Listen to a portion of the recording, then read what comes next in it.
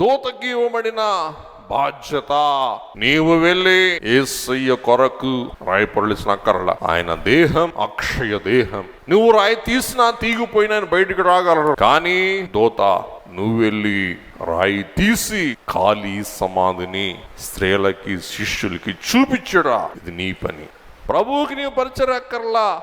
ఆయన మహిమాన్వితుడు, మహిమ జీవుడు. ఆయన మహిమతో లేచాడు. నువ్వు పునరుద్ధాన సాక్షివి. ఈ సాక్ష్యం ఎవరు తారుమారు చేయకుండా ముందు పరిమళ ద్రవ్యములతో స్త్రీలు వస్తారు, అలాగే చూపించు. శిష్యులు వస్తారు, అలాగే చూపించు. ఆయన ఇక్కడ లేడు, ఆయన లేచి ఉన్నాడు. అలాగే మరణం ప్రభువుని ఏం చేయలేకపోయింది, సమాధిలో బంధించలేకపోయింది. ఎందుకు? ఆయనే జీవము. సమాధి ఏం చేయగలదు?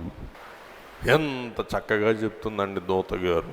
ప్రభువు పండుకొన్న స్థలం చూడండి. అందుకే దైవజనులు ఈ పెట్లు ఎందుకు, ఈ పాపిష్టి పొరలు ఎందుకు? దైవ సన్నిధిలో మీరు ఉంటే సకల సమస్యలకు అక్కడే సొడ్డు అంటే పరిష్కారం.